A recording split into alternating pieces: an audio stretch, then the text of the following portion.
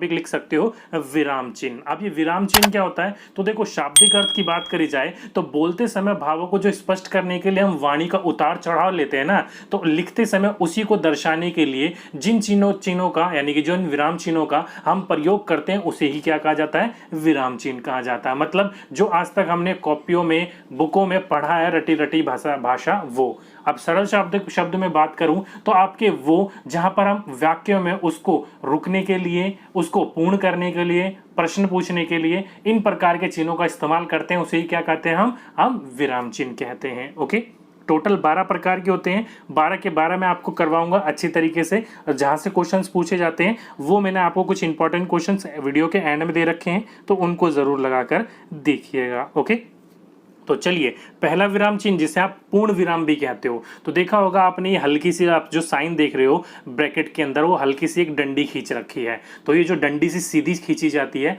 इसी को क्या कहा जाता है, पूर्ण विराम कहा जाता है। जो कि कहां पर इस्तेमाल होता है, तो ध्यान रखिएगा वाक्य की समाप्ति पर जो लगाया जाता है चिन्ह उसी को ही क्या कहा जाता है, पूर्ण विराम कहा जाता है। जैसे कि देखो वाक्य यहाँ पर समाप्त हो गया, लगा हुआ है पूर्ण विराम। या फिर फॉर एग्जाम्पल कि आज तेज धूप निकली है, तो निकली है के बाद देखो लगा हुआ है पूर्ण विराम। या फिर कल हम पिकनिक जाएंगे, तो जाएंगे के बाद क्या लगा हुआ है, पूर्ण विराम। तो जहां पर आपका वाक्य की समाप्ति होती है, वाक्य खत्म होता है, वह उसके बाद ही लगाया जाता है पूर्ण विराम चिन्ह को। ओके, नेक्स्ट है आपका, वो है आपका अल्प विराम। देख सकते हो ब्रैकेट में एक हल्का सा कॉमा दे रखा है, ये होता है आपका अल्प विराम। इसे क्या कहा, इसको शाब्दिक शब्द में क्या कहा जाता है, तो ध्यान रखिएगा वाक्य में जहां में भी आपको थोड़ी देर के लिए रुकना हो, क्या बोल रखा है मैंने आपको कि वाक्य में जहां पर भी आपको थोड़ी देर के लिए रुकना पड़े वहां पर इसका इस्तेमाल किया जाता है। फॉर एग्जाम्पल जैसे कि मुझे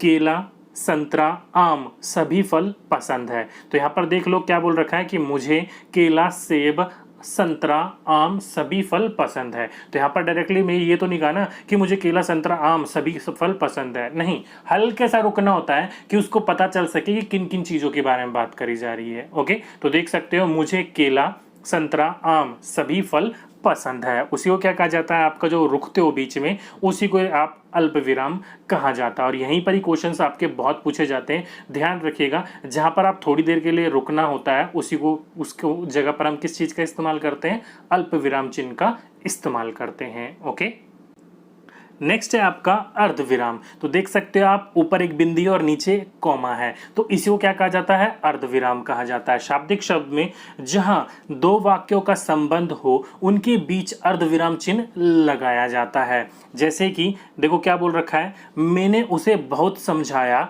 पर वह नहीं माना। देखो क्या करा, आपने उसे समझाया लेकिन वो माना नहीं है, दोनों के बीच में, वाक्य के बीच में क्या है, संबंध है। तो जहां पर आपके दो वाक्यों के बीच में संबंध होता है वहां पर इस चिन्ह का इस्तेमाल किया जाता है। जैसे कि देख सकते हो मैंने उसे बहुत समझाया, फिर आपका अर्धविराम लगा हुआ है, पर वह नहीं माना। तो जब भी आपका इस्तेमाल किया जाएगा तो दो वाक्यों के बीच में संबंध स्थापित करने के लिए इसका प्रयोग किया जाता है। ओके, नेक्स्ट है आपका प्रश्नवाचक चिन्ह। बहुत आपने इसका इस्तेमाल करा है, बहुत आपको पता भी है इसके बारे में ज़्यादा डिटेल नहीं करेंगे।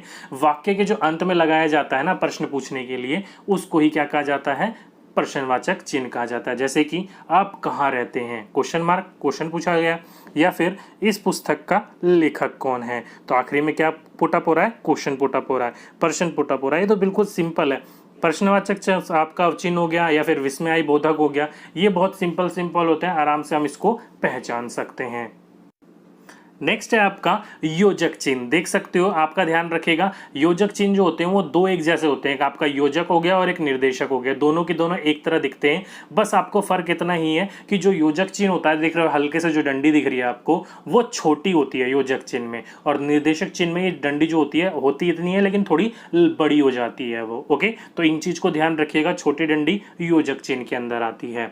तो इस चिन्ह का प्रयोग जो होता है वो समानार्थी शब्द में, विपरीतार्थी शब्द में, शब्द युग्मों में, या फिर द्वंद्व समास या फिर तत्पुरुष समास में इसका प्रयोग किया जाता है। जैसे कि आपका देखा होगा, आपने इस्तेमाल करते हो शब्द रात दिन, तो बीच में आ गया आपका योजक चिन्ह, यह आपका पहले पहले, आपका बीच में आ गया योजक चिन्ह, या फिर माता पिता बीच में आ जाता है आपका योजक चिन्ह। ओके, तो इस प्रकार के जो वाक्य होते हैं आपको वहां पर इन चीजों का, इस वाक्य का, इस चीज का आपका योजक चिन्ह का इस्तेमाल करना ही होता है। चाहे वो रात दिन हो गया, जीवन मरण हो गया, सुख दुख हो गया, जब तब हो गया, जब जब हो गया, उनके बीच में आपको उसका योजक चिन्ह का इस्तेमाल करना ही पड़ता है। ओके, तो ध्यान रखिएगा इन चिन्हों का जब प्रयोग करते हो समानार्थी, विपरीती, शब्दगम या फिर द्वंद्व समास या फिर तत्पुरुष समास में इसका उपयोग किया जाता है। ओके, नेक्स्ट है और बिल्कुल सिंपल है आपका विस्मयादिक बोधक चिन्ह। अब ये चिन्ह देख सकते हो आप, एक सीधी डंडी और नीचे हल्की सी एक बिंदु है।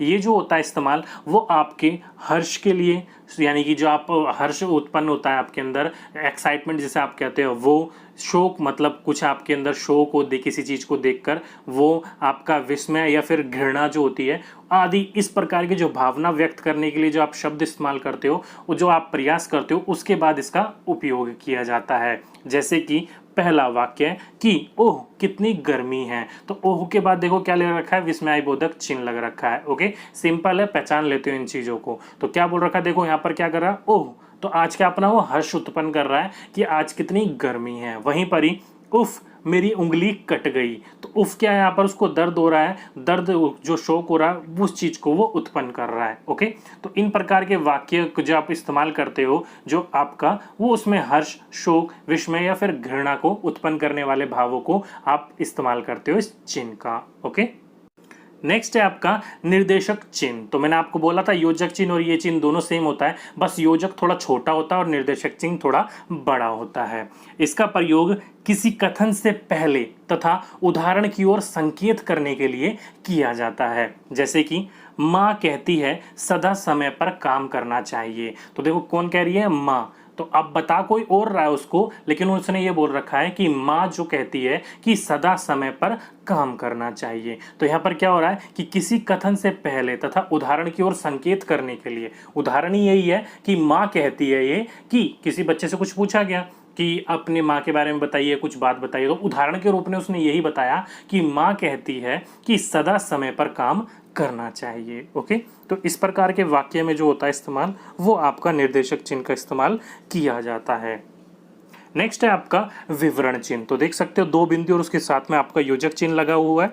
तो ये जो होता है, तो जब किसी बात का उदाहरण या फिर उत्तर जो होता है वो अगली पंक्ति में देना होता है या दिया होता है, उसी को हम क्या कहते हैं, उसकी जगह पर हम विवरण चिन्ह का इस्तेमाल करते हैं। जैसे कि कई बार आपने देखा होगा, मैं आपके लिए इस्तेमाल भी करता हूँ कि संज्ञा के 3 भेद हैं, तो 3 भेद के बाद व्यक्तिवाचक, जातिवाचक एवं भाववाचक, तो जो उसके बाद आपका उपयोग किया जाता है वही आपका क्या करता है, विवरण चिन्ह। तो इस चीज के लिए जब भी हमें किसी चीज का जहां पर हम इस्तेमाल करते हैं, बाकी जो उत्तर लिखा होता है उसका वो अगली पंक्ति में लिखने के लिए इसका इस्तेमाल किया जाता है। ओके, नेक्स्ट है आपका उद्धरण चिन्ह। अब ये उद्धरण चिन्ह देखो आपका कोमा, इन्वर्टेड कोमा के रूप में, इधर 2 कोमा और उधर कोमा, लेकिन एक नीचे की तरफ है और एक ऊपर की तरफ है। ओके, तो ये जो होता है किसी के कथन को उसके मूल रूप से उद्धृत करने के लिए, दोहराने के लिए उद्धरण चिन्ह का इस्तेमाल या प्रयोग किया जाता है। जैसे कि अंग्रेज भारत छोड़ो, किसने कहा था, ये महात्मा गांधी ने। तो अंग्रेज भारत छोड़ो क्या है, आपका एक दोहा बोल सकते हो, जो कि आपका कोमा, इन्वर्टेड कोमा में दिया गया है और आगे लिख रखा है, किसने बोला था, ये महात्मा गांधी जी ने बोला था। तो यही इसी प्रकार के वाक्यों, जैसे कि आप इसकी जगह पर कई पंक्तियां होती हैं उसमें भी इस्तेमाल हो जाता है। जैसे कि आपने देखा निर्मला क्या है आपका, निर्मला प्रेमचंद का प्रसिद्ध उपन्यास है। तो निर्मला जो होता है वो कोमा, इन्वर्टेड कोमा, यानी कि आपका उद्धरण चिन्ह के बीच में लिखा जाएगा। ओके, तो उसके लिए भी आपका ये इस्तेमाल किया जाता है। तो जोन सी पंक्ति जिसके लिए लिखी होती है उसके लिखने के ऊपर उसका इस्तेमाल किया जाता है। ओके, नेक्स्ट है आपका कोष्ठक चिन्ह। अब ये जो कोष्ठक चिन्ह होता है इसको कई बार आपके इस्तेमाल करने पर मैंने देखा, आपका जितने भी चिन्ह है मैंने आपने बताया मैंने आपको, हर चिन्ह को मैंने एक ब्रैकेट में रखा हुआ है, उसी को क्या कहा जाता है, कोष्ठक चिन्ह कहा जाता है। ओके, तो इसका जो प्रयोग होता है वाक्य में प्रयुक्त शब्द का अर्थ स्पष्ट करने के लिए किया जाता है। जैसे कि राजा ने कहा। अब राजा ने कैसे कहा होगा, प्यार से, क्रोध से, या फिर भावना रूप से, किस रूप से, तो उसको अर्थ समझाने के लिए बीच में लिख दिया क्रोध से। तो ब्रैकेट में जो लिखा गया है उसी को क्या कहा जाता है, कोष्टक चिन्ह। तो राजा ने कहा, ये तो उसका पूरा वाक्य लिखना था, लेकिन इसका अर्थ समझाने के लिए उसमें बीच में लिख दिया क्रोध से, क्योंकि राजा गुस्से में था कि अपराधी को कारागार में डाल दिया जाए। ओके, तो जब भी किसी वाक्य का अर्थ प्रयुक्त करने के लिए, स्पष्ट करने के लिए करा जाता है, तो वहां पर हम कोष्टक चिन्ह का उपयोग करते हैं। नेक्स्ट है आपका लघव चिन्ह। तो आपने देखा होगा ये अंडा सा गोल सा बना रहता है, छोटा सा।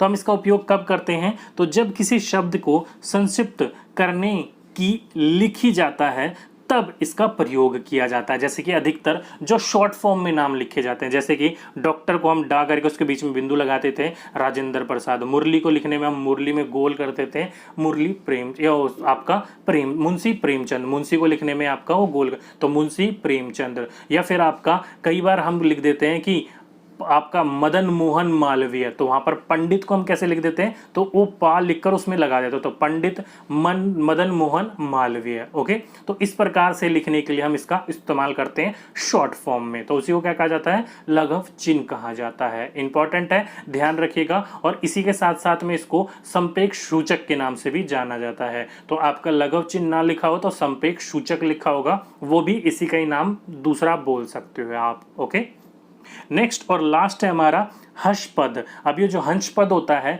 आपका, इसका कई जगह पर आपको त्रुटि पूरक भी नाम देखने को मिलेगा। क्यों? क्योंकि ध्यान रखिएगा, वाक्य लिखते समय जब हम कोई गलती कर देते हैं शब्द में, या फिर कोई हमसे छूट जाता है, वहां पर हम इसका इस्तेमाल करते हैं, इसलिए इसको त्रुटि पूरक भी कहा जाता है। जैसे कि चांदनी रात में ताज बहुत सुंदर लगता है। अब ताज होटल है कि ताजमहल है, पता नहीं लग रहा, तो ताज में हमने महल लगाना भूल गए या छूट गया हमसे गलती से, तो हम वहां पर त्रुटि पूरक का या हस्पद का इस्तेमाल करके वहां पर महल लिख देते हैं। ओके, तो जब हम इस प्रकार से लिखते हैं उसी को हम हस्पद या त्रुटि पूरक चिन्ह कहते हैं।